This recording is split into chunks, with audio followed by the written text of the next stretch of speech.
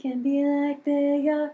Come on, baby, don't be the reaper. Baby, take my hand. Don't be the reaper, we'll be able to fly. Don't be the reaper, baby, I'm your man. Da, da, da, da,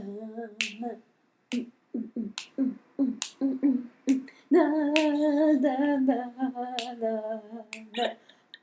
I'm pretty sure I can find a song for literally every movie we're going to talk can, about. and honestly, now I want to make a fan video about Death Takes a Holiday with that song. Like Don't Fear the Reaper? Yeah. But maybe like a really acoustic version. Like heavy a slow acoustic one. That would be really sweet. I mean, and I'm planning on just singing worse each and every podcast until everyone hates me. Great. Hi. Welcome to Shadow and Light, a film podcast with Molly and Sarah. I'm Molly. And I'm Sarah. And we have a quick note before we jump into discussing our film today. Yes. So we're back. After about like a year-long hiatus. Yeah, that was kind of weird. Yep. That was unexpected. In our defense, life happened, and I wrote my master's essay during that time, and I'm officially done with the program, so that frees us up a lot. And and then I went through my own stuff. My father lost his 18-month battle with cancer, so obviously I've had a lot going on, and it's been really distracting, and through all this I've been working full-time and working on my own master's, and I haven't graduated yet. That's this coming spring, but so we've been through a lot, personally and academically and job-wise, and so we're really just... we're in a different place than we were, but we're still enthusiastic about our podcast, and we're really happy to be back. I'm really happy to be back with this. We're recording more regularly now, and so, yeah. Yeah, and we can finally do Deltober, and it lines up perfectly with our timeline, which is really exciting. Yes. We love Deltober, and, I mean, I think having finished the master's degree, being on the other side of the gates of heaven with that one, is sort of...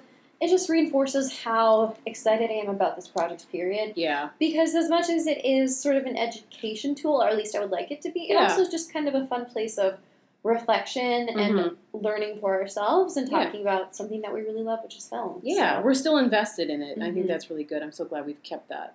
Yeah, me too. And we're really excited about the stuff we have on the docket, what we're going to be recording through Deltober and after. And... So I think... Got quite a few episodes planned. We do, which is really exciting. Like, we're on top of the game. Now all I have to do is watch these movies. Yes. But, we can't all be Sarah who's watched 900 movies. No, it's not quite 800. But it's getting up there. I have a few to watch this weekend. See the look on my face right now, but I'm giving you that Jim stares dead-eye into the camera in the office look right now. So. Yes, I know. Yeah. So, our first episode back, we're talking about the first movie we ever watched together. Yeah. Death Takes a Holiday. I roped Molly into this because years ago I saw it because I was going through a Frederic March phase, and I was like, oh my god, this is really sweet. And it was public domain at the time. It was on YouTube, and I was like, I'm totally watching this. And I fell in love with it and its weirdness, and I thought, and this is quite a long time before I met you. We met in the grad program. We were chatting about films, and we really got into talking about how we love gothic stuff and like kind of creepy weird stuff. And I was like, oh my god, you have to watch Death Takes a Holiday because there is no film that's quite like it. Obviously, there's been a lot of reiterations of the same kind of thing, but this is very unique. And it was a film that I'd heard about and wanted to watch because, as we all know, I have a master's degree in creepy shit literature. So when she mentioned she had it, I was like, yeah, I'm coming over on Friday and I'll bring wine. And we sat down to watch it, and you never know when you're watching a movie for the first time with someone how it's going to go. Like, if you're going to vibe while you're watching it. Yeah. Some people like to talk, some people don't. For me, it kind of depends. I kind of like to chat if there's something weird or funky going on, and you do. I think we did a pretty good running commentary. In fact, I wish we had a recording of it because we were really on fire that night. Yeah, and that was the night where That Is the Mustache I Could Party With was born, and it's been no looking back since then. No, I mean, no looking back. Almost a year and a half of movies together. Yay! So, yay! So, if we want to... You've done your research. I mean, I tried to do my research. So, unlike some of the other films that we've talked about and we'll talk about, there's almost nothing about Death Takes a Holiday. So, what I was able to find were just a lot of reviews of the film from 1934 and just a timeline of different adaptations of the story and where that's gone. Yeah. So, I'll touch on those first. So, Death Takes a Holiday is based on a play called La Morte in Vacanza by Alberto Casella that was published in 1924. It was an Italian play. That play was adapted for Broadway as Death Takes a Holiday by Walter Ferris in 1929. And since then, there was a radio adaptation of the movie with Frederic March and his wife playing Grazia, which I thought was really interesting. Yeah. I wonder if that still exists. I'm sure it does. I'm going to go hunt for that later. Yeah. That was aired on March 22nd, 1937, so about 3 years after the movie came out. I see. There was a 70s TV adaptation of the movie, which I haven't found anything about. Who was in that? I don't know. I didn't you might recognize the names because you are a bit more well-versed, but they were really obscure. 70s did that. They used to take 1930s films and adapt them for TV. For some reason in the 70s, they did a lot of remakes. Yeah, I mean... Because they were dry for material. Yeah. So are we in 2019. It's fine. Yep. There's Meet Joe Black, the infamous 1998 movie that's 3 hours long. Good God. We tried to watch clips of it before recording this, and Sarah was like, I had wine and I'm bored. And I'm like, we've been watching this for 1 minute and 52 seconds. But it is that dry. Also, speaking from someone who I have the patience to watch a 4-hour Bollywood movie, and I was still bored. So it shows to the slowness of this film. Yeah, and also there's way too many kissing sounds. Not, turn the audio not down. just like a nice smooch, but like the lip crackle, like that. Yeah, please, Which don't. I don't know if you can. I don't know if that's going to transit on the audio, but it's bad. So there's the 1998 film, and then there was a 2011 musical, Death Takes a Holiday, that was from Maury Yeston, who was the creator of Nine, and also the original Phantom musical before Phantom of the Opera. Yeah. Andrew Lloyd Webber saw Phantom and was like, it's okay, but it's not, like, there yet. Mm-hmm. And so he did it. And, of course. It's the less popular of the Phantoms. And also, fun fact, there's a season 4 episode of Supernatural called Death Takes a Holiday. That involves a Reaper. Yeah. But, I mean, I'm not super well-versed in deep I know nothing about Supernatural lore. I mean, I love it. I enjoy it. I enjoy the heck out of it. But... I have yet to fall down that rabbit hole. I weave in and out of it. Like, I watched the first 3 seasons, and I came back for a little bit of 7, and then I left, and then I was really back for Scooby Natural, like the Scooby-Doo crossover, and now I don't know. So, the only article I was able to find in its entirety, or review, I should say, was published on February 24th, 1934 in the New York Times, and it was written by Mordaunt Hall. That's a name. Which, first of all, that's an amazing name. Yeah. Second of all, I thought there's a lot of information about him, too. He was the first regularly assigned movie critic for the New York Times. Oh, that's really cool. Yeah. I didn't know that. I know. He worked from 1924 to 1934. And then he was a theater critic for a while. Yeah. He did intelligence work, I should say, for the Royal Naval Volunteer Reserve in World War I. Ah, impressive. And he wrote a book about it. And he also worked for CBS and the Bell Syndicate after he worked with the New York Times. Damn. Nice. And he died on July 2nd, 1973 at the age of 94. Wow. I know, which is crazy. So this was his review of Death Takes a Holiday. It's titled Frederic March, Evelyn Venable, and Sir Guy Standing in the Film of Death Takes a Holiday. You know, not a very dynamic title, but it's fine. So, just so I have that basic information up front, it was directed by Mitchell Leeson, and it was a Paramount production. Prince Sirki / Death is the character played by Frederic March, and Grazia, his love interest, is Evelyn Venable. Do you know the name Kathleen Howard at all? That rings a bell. She was in the movie, which we saw. She was one of the ladies. The younger ladies. Yeah. Yeah. Okay, so here's the article. In a stunning uniform bedecked with glistening decorations, Death drinks to life as he embarks on his 3-day holiday in the picture now at Paramount. And when the time comes for him to return to his clammy quarters in walks unknown, he is really regretful. Mitchell Leeson, director of the pictorial version of Cradle Song, I don't know what that is, has wrought another distinguished production in this translation of the play Death Takes a Holiday. It is an impressive picture, each scene of which calls for close attention. Undoubtedly, Maxwell Anderson's share in the adaptation had a great deal to do with the effectiveness of the screen contribution, the idea of which is peculiarly suited to the storytelling shadows. Honestly, that sentence just blurred by me. I can't comprehend.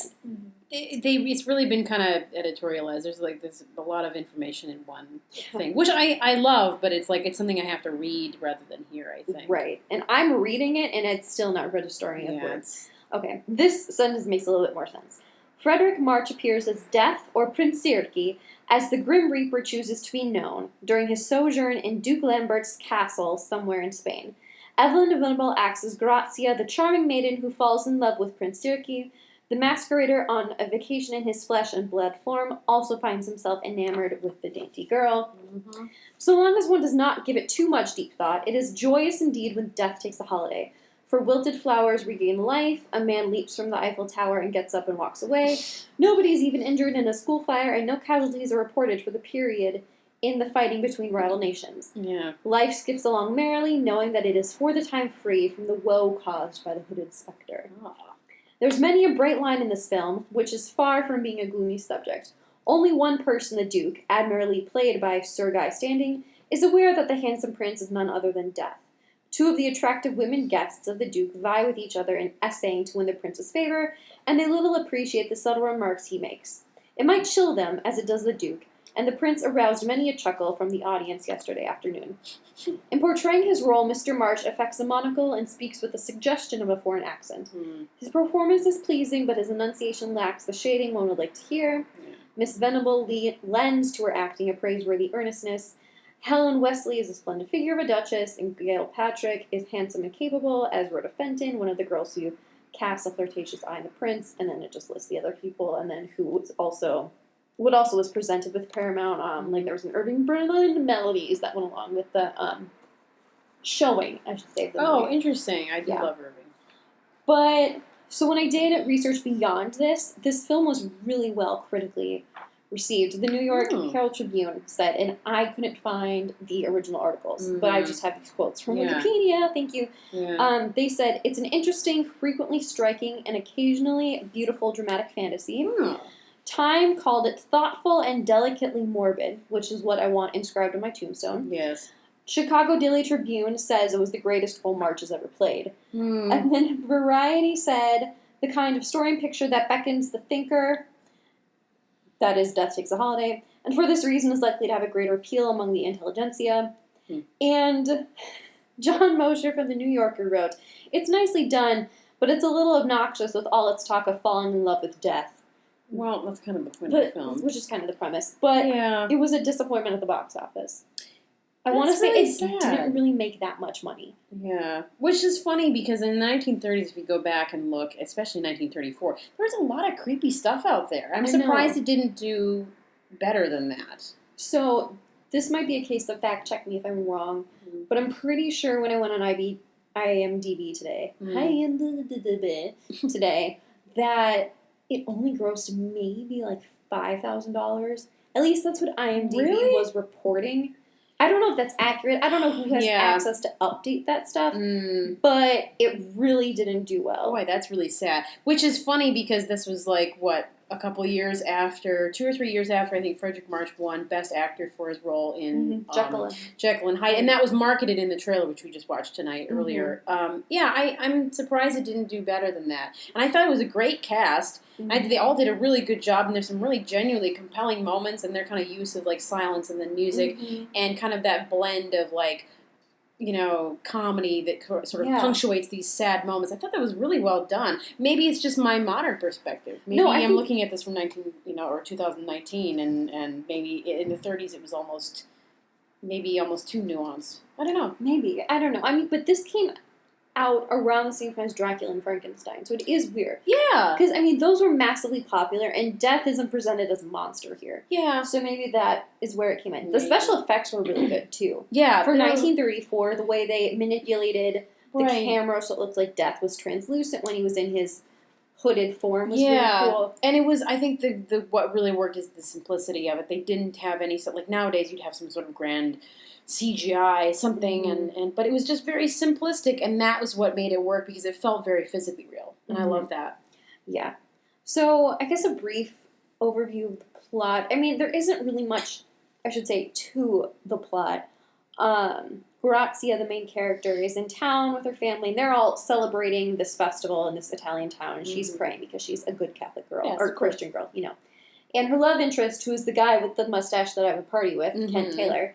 Well, it's a Clark Gable guy with the wind mustache. A little too pencil thin for me, but he still looks good in it, though. He does. And I think that's why I said, it's not one I would marry, but it's a mustache I would party with. Ah, that's right. Yeah. I remember. So that's where that came out. So she's praying, and she's like, I can sense something great and terrible is coming over me, and Kent Taylor's like, girl, you playing. And so they go back to this castle, and then there's, like, the shadow, I think, flies by, and they're like, whatever. Yeah.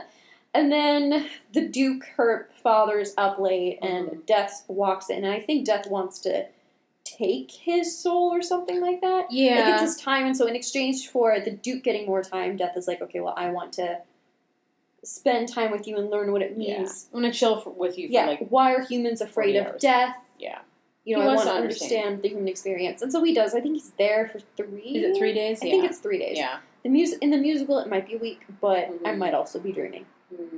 And so he stays there, and he gets to know Grazia and the others, and, like, the others are kind of off-put by him, even though they're also really flirty, because, I mean, it's Frederic March, whereas Grazia is sort of just, you know, she's the lovely, perfect. I mean, her name literally means grace. Yeah. Yeah. If you're going to translate it into English. So, you know, I mean, she's immediately automatically set up. Yeah. I mean, those words mean the same thing. I'm tired. That's fine. Yeah. So she's set up to be sort of his love interest, and they do eventually fall in love, and he wants to take her with him, and the family, eventually everyone figures out that no, this is Death, because they look at him, and when they really look at him, they can sort of see that he's Death, and then they all, like, have an existential crisis. Yeah. And so at the end of the movie, he's saying, well, it has to be her choice if she's going to stay or whatever. And then he sort of reveals his true form. Yeah, and he, like, tries to convince her to stay, and she's like, no, this is how I've always seen you, as just sort of this hooded hooded specter. And then they go off, they disappear together, like, she dies, and she is forever in love with Death. Sort of wrapped up in his eternal cloak. Of love. Of love and death and... all that stuff. Hopefully, orgasms. I mean, a girl can dream. So... Sorry. It's okay. Oh, dear. So, I mean, we just rewatched the end of it so we could kind of get back into the flow of what we wanted to discuss. It's remarkably poignant. It is. I mean, and I think I want to get into the dialogue of that end scene in depth. Yeah. But it might be best to kind of talk about first, and really, I think, at least for me, what I want the focus of our discussion to be on is how death is portrayed in this movie. Yeah.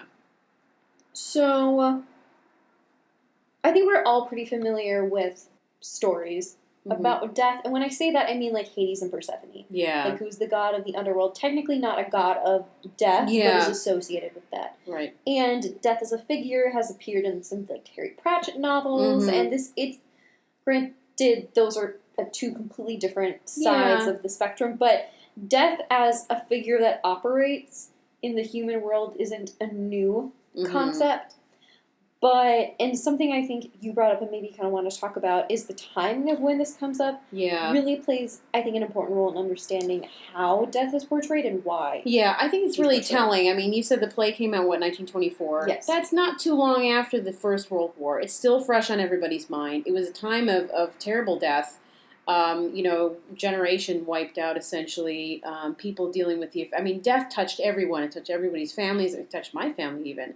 And I think that was still, when that play came out, I can't imagine it didn't resonate with people. Because it is, you know, the human perception of death in this film is very much, it's completely fear-based. And that's death's kind of approach, is that, oh my gosh, you fear me, but really I'm not something to be feared.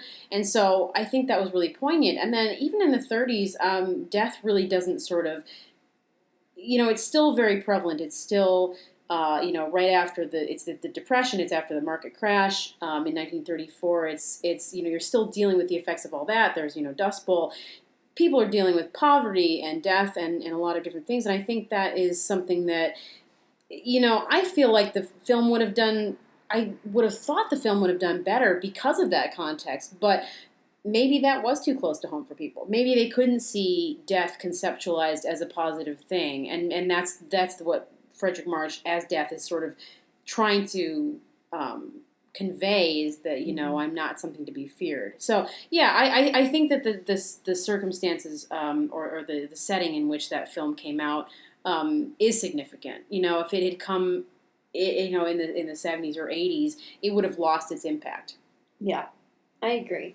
I mean, I think everything you said is just really insightful. And it's interesting because the same night we watched this, immediately after we watched Black Cat, those came out in the same year. Yeah. 1934. And so not only is it the end of World War II and the Great Depression, it's also at the beginning of the rumblings of what's happening in Germany. Yeah, absolutely. So it's interesting that two films that have such very different attitudes towards life and death came out of the exact same era. Yeah. I think the Black Cat was fairly successful, too. It was very successful. You've got the draw, of course, Karloff and Lugosi. Right. But, like, I kind of, what you were saying maybe when we were discussing it, too, before we actually started recording, you were saying how, you know, that's sort of a monstrous interpretation of that same kind of conceptualization of, you know, like death, morbidity, you know, creepiness, all of that stuff. And then you see this in Death Takes a Holiday,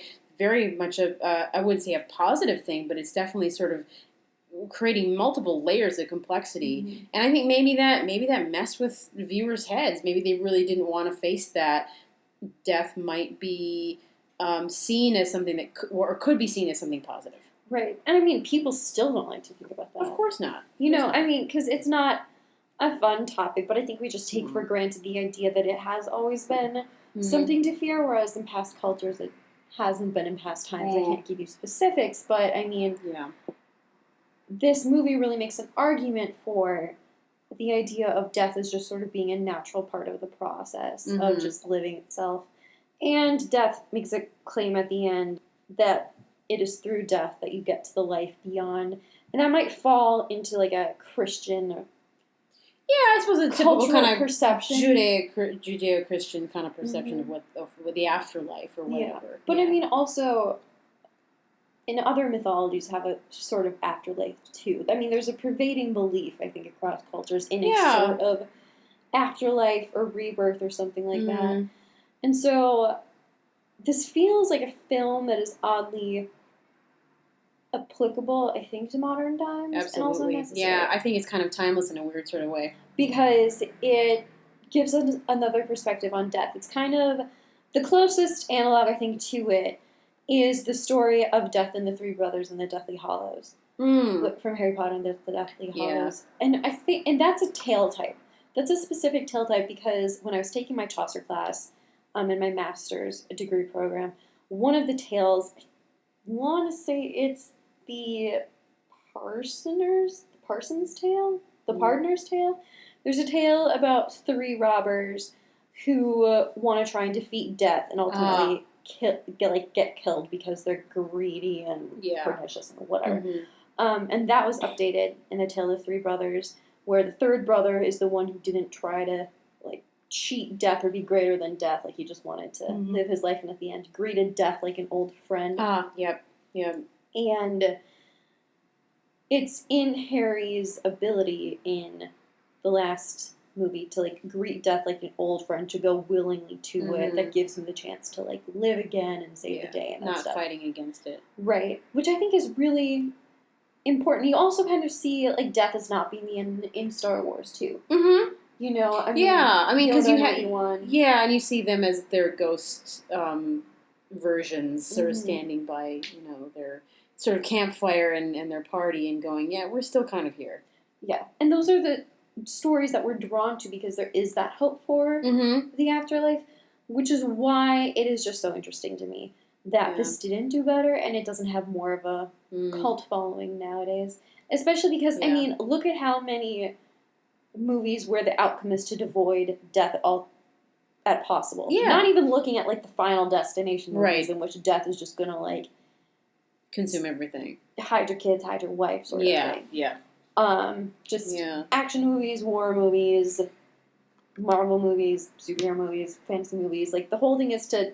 I mean, it's not... It's our fantasy concept of conquering death. Yeah, it's not explicitly to not die, but it's also to live and thrive and be heroic and successful and, like, to live another day. Like, death is always seen as, like, something to fear, something that's going to consume and destroy you, or something to be defeated. The enemy. And so it's in those exceptions where I think people really attach on, like Harry Potter, like Star Wars. Mm-hmm. And I think that's why The Book Thief was really popular, too. Oh, Did you ever read The Book Thief? No, I vaguely know about it, but... Yeah, it's a story set in World War II. Mm-hmm. And the death is the narrator. Oh, interesting. Spoilers for a book that's been out for like 15 years. That's fine. Sorry. No one cares. Yeah, I didn't think so. But, yeah, I mean, I guess I... Just rewatching even just those last 5 minutes of the movie, the ending. I mean, I'm just... It's remarkably poignant. Yeah. And that, I mean, really something that I kind of want to know, it's sort of a side note, the film, watching that final scene again reminds me how the film really feels like a play. Mm-hmm. And that's really a perfect venue for telling a sort of moral or conceptual tale of, like, death as a concept or, you know, how we deal with mortality. That's really...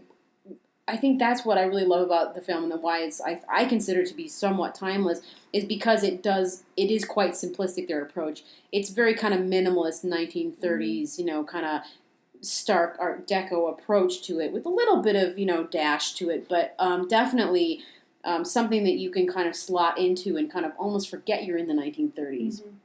Well, it's like how Shakespeare is timeless in a way, because granted that's all... takes place in the time he was writing, but those stories, those themes are what people keep... You can copy-paste. Yeah, people keep coming back to. Exactly. Which you can do with Takes a Holiday, but you can also put Death Takes a Holiday in, like, the Roman times if you wanted to. Yeah, you totally could. And I really, going back, I mean, I really want to rewatch it again, actually, even if just watching that final scene.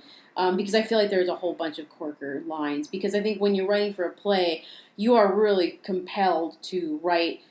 Pretty much every line is something to be, maybe not necessarily quotable, but somewhat compelling because you've got people sitting in a theater watching live actors, and you have to have people sort of drawn to the stage. Yeah, you have to have people be invested. Absolutely. With a movie, I feel like it doesn't matter as much because you can be drawn in and out. But that stage act play kind of feel really translated well to the film. Yeah, I think for this particular thing. And the dialogue is incredible. I mean, yeah.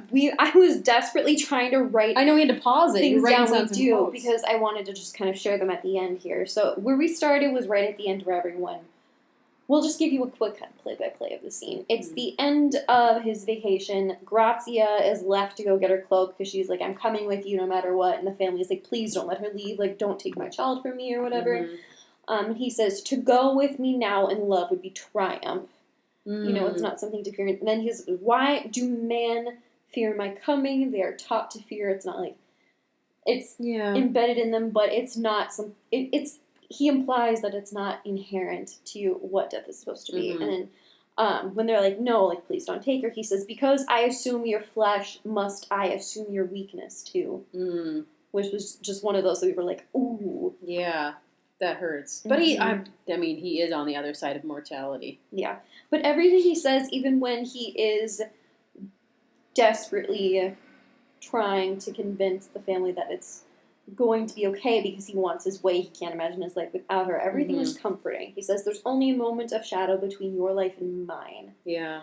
I like that part because saying that deep, that very kind of sliver...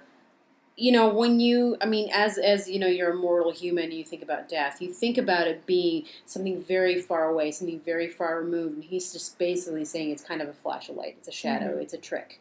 It's a mirror almost, maybe, of the mortal world, and that she is very close. And you know, death seems like it is so far removed that you can't sort of touch it. But death is saying, no, it's literally like a hair's breadth away. Right. And I thought that was a very poignant statement. I remember watching the film the first time I sort of had to pause and sort of take that in. I thought that was really an incredible line. And I believe, I'm guessing it was in the original play because it seems like a very, you know, sort of theatrical line. Absolutely. Well, and just the whole concept, you see throughout the movie and even here at the end, like just how much death death is portrayed as a him. Are we assuming death is gendered? Random sidebar. Gosh, I don't know. I mean, not that I feel like that's necessarily important to the point it's trying to make. It would be interesting to see what you could do with it if you made death a woman. You could totally play around with that. I mean, obviously... You believe death is a woman. Yeah. You could see... Oh, my gosh. You could see death is sort of an ungendered being, if you want to see it as a being at all. You know, but I think maybe as a man, it's kind of interesting because it's like, is that at all echoing some sort of patriarchal thing? I mean, well, I mean, I don't know. I'm kind of floundering there, but I almost kind of feel like if you made death a woman, it would be reductive in a way. Yeah. Especially because in a Judeo-Christian culture, woman is associated with the fall and death through everything that happened in Genesis. So I almost wonder if having death as a woman, if that would even be beneficial at all. At least for me, I don't see a way in which it's possible. It could be. I'm not like ruling it out. No, but boy, you could play around with that. Yeah, as someone who has so personally been touched by the book of Genesis, you know, I think having death be a man isn't something that bothers me, or like a non-gendered entity. Right. I think if death was a woman, you'd have to be just really careful. Yeah, you'd have to be very careful about that nuance. But I mean, if you think about it, you know, there's Mother Earth, Father Time. Maybe death is male too. Well, and death has been male coded since. And life is female coded because women give birth, and I mean I understand that Demeter, Persephone, like it's just the way. If you look at classic literature and the Bible and all that stuff, sort of, and of course Virgin Mary is associated with life and all that stuff. So I mean I can understand that kind of duality of it. So yeah, I think by far my favorite line of the movie is the one at the end when he reveals his true form, which is just like a cloaked black figure. Basically. And she says, "This is how I've always seen you." And then he says, "Then there is a love which casts out fear, and I have found it. And love is greater than illusion and as strong as death." That's pretty poignant. And then it ends, and there's this huge like fanfare swell, and they just sort of disappear into this, like a bright into light. like these stars, And you never see the family's reaction, but it's not important because the family doesn't get it. Like they understand, Grazia and like Death understand what it means to. Because in the beginning, she does have a certain fear when he sort of like waltzes by, basically, and she's like, I felt this terrible chill, and they have to like basically carry her up to her room, and she's like, oh, so faint, you know. But later on, you know, after she meets him and sort of sees him in his true form, supposedly, she really doesn't have any fear, and I think that's kind of an interesting thing that it maybe, I mean, as a woman, she doesn't have any fear. But everyone else has fear. Even, you know, mostly all the men have fear. Right. And then of course the other women, you know, they do see his true form. Like there's a flash in his eyes, and that woman is like practically screaming out of the room. Yeah. But as the virginal, innocent woman who's always dressed in white. Yeah. And I mean, just as a quick sidebar, I don't think this is a film that necessarily should be taken literally. I don't think you should try and literally marry death. Like the woman who married a ghost of a pirate named Jack. Oh, yeah, that article. That was the best article I've ever read in my life. Yeah. Look it up. It's a real thing. They got divorced recently. Are you He tried to possess her. Oh, for heaven's sake. You know, it happens to it's the best of us. Of course. You know, yeah, I married a ghost just last week. Okay. Oh, yeah. Yeah, no, I don't, but I have to say, even looking at this film, I didn't get a lot, like, I mean, watching films like Dragon Witch or things like that, I got a lot of like kind of misogynistic vibes. I didn't get a lot of misogynistic vibes out of this one. No. I really don't think so. I mean, I think Death Takes a Holiday was quite nuanced and fairly unproblematic. Yeah. I mean, granted, like, they're still in their very upper class roles. Yeah. But, I mean, like you said, no one is being abused here. Yeah. Beyond just, you know... He's still, and honestly, Death is still giving her that choice. Mm-hmm. Like, hey, look, this is my true form. Are you sure? Right. Want to phone a friend? Your final answer? And she does make the final choice, which is kind of interesting, too. Mm-hmm. And Death isn't suffering here or hatred or self-hatred or any of that. It's just a part of life and something not to be feared and not to be approached with despair. It's something to be approached with love, because it's just a continuation of existence. Yeah, and to say love was as powerful as death, I thought was a really interesting statement and almost the thesis statement of the film. Mm-hmm. And I thought, I don't think it was that heavy-handed. I mean, obviously it's sort of a play format, so it's got to be pretty punctuated, but I think that was really well done. What do you think about? I was going to ask you. What did you think about the comic aspects of the film? Because there are little bits kind of peppered in. Yeah, I mean, it was sort of like what we ran into with Werewolf of London. Yeah. With the two, like, women who kept stealing from each other. And there was another pair of women who were like, I'm going to be the one to get him. And, like, she's, like, adjusting her course. And the one's like, no, I'm going to be the one to get him. Yeah. And so they try and, like, like, oh, Prince Sergei, blah, blah, blah. But... Yeah. Sort of shoehorn comic relief, yeah. Right. At the expense of women, which... Typical, disappointing, but also, like, it didn't bother me. It's okay. Because, honestly, I can't remember it. Yeah. Like, when I walk away from the film, that's not what I'm thinking about. If anything, it sort of kind of subverts your expectations of how they're going to act. Because you would expect that they would just remain comic figures throughout the entire thing. Right. But they figure it out eventually. Like, they see death for who he is, and then they sort of have to come to terms with this terror that they're feeling. And they're not harmed because of it. Yeah, like, nothing they really bad aren't. happens to them because they're floozies. I say with air quotes, but air quotes. But Death doesn't really. He doesn't go after anybody unnecessarily. He's just like, I'm going to do my job, but for these 3 days, no one's going to be harmed. I'm not going to hurt anyone, and he's sort of like he's always kind of in a warning mode. Like he's sort of like, are you sure?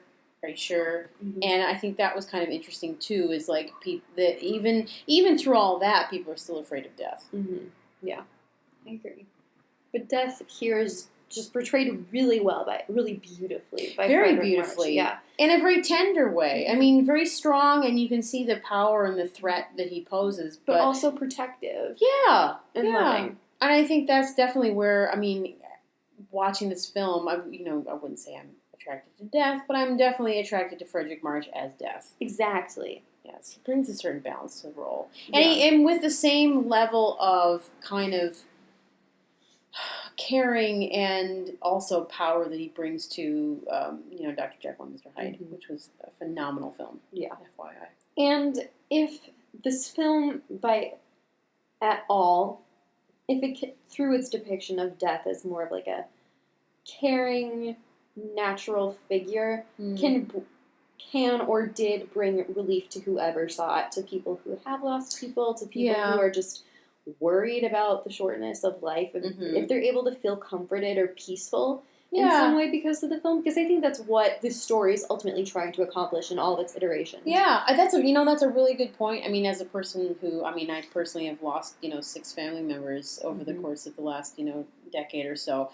I wasn't really sort of offended by the film in any way. I didn't feel like it was too heavy-handed. I didn't feel like it was trying too hard. I watched it, and I was actually kind of comforted by it in an odd sort of way. So I think it was, if that was one of the goals, which I kind of imagine it was, I think they really succeeded in that. I do too. And if you can put any of that goodness into a universe that is full of a lot of pain and suffering and death, because that is just the way our existence is, then, I mean, I think it's well worth more viewership, more time dedicated to it. Yeah. All that good stuff. Yeah. So, what other things do we want to add before we close? Man, I feel like I just got off my soapbox about talking about the beauty of death for like 20 minutes. No, so. You're good. Okay. How many mustaches out of 10? I mean, I would give this 9 out of 10 mustaches. Yeah, I'm leaning more toward 10 out of 10, but yeah, I would say 9 out of 10. I was 2, but I want to save the 10 out of 10s for, like, films that really, like, just, stand out. Yeah, right. No, and I think this is a standout film. Like, I don't feel like I give 9 out of 10s willy-nilly. Oh, right. But we're very picky about that. But we should be. Exactly, as we should be. If only just because of, like, the stereotypical female characters.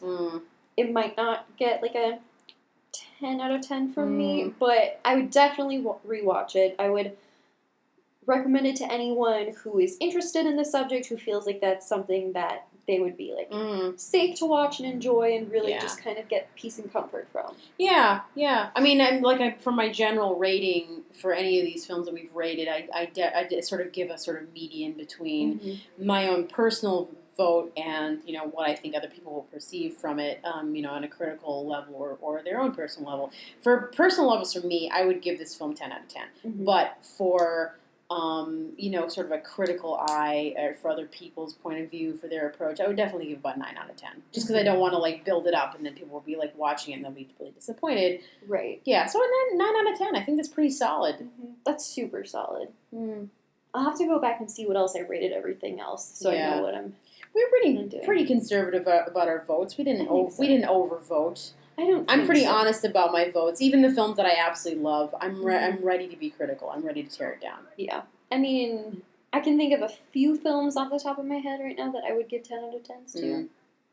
Yeah, like ones we will be discussing in the future. Yes, especially towards the end of Deltober. So keep posted. Good old Deltober. Well, I think that's it for Death Takes a Holiday. Yeah. I need a holiday now. Yeah, ditto. Absolutely. Yes. Mm-hmm. You know, if you haven't listened to Don't Fear the Reaper by Blue Oyster Cult, I recommend it.